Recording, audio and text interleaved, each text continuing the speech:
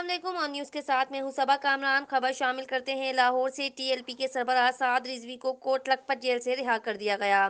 साद रिजवी कुछ देर में मरकज जामा मस्जिद रहमतुल्लिल आलमीन पहुंचेंगे। रिपोर्ट कर रहे हैं शेख कमाल ऑन न्यूज़ लाहौर।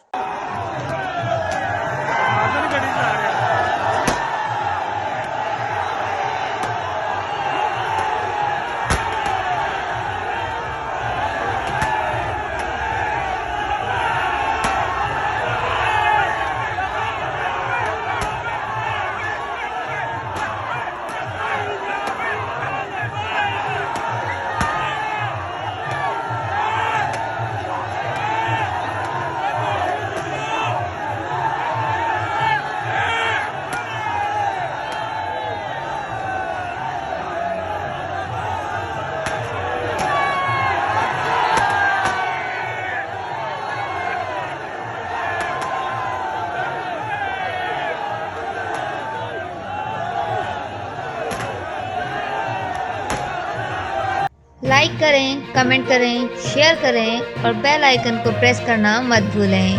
देखते रहिए ऑन न्यूज़।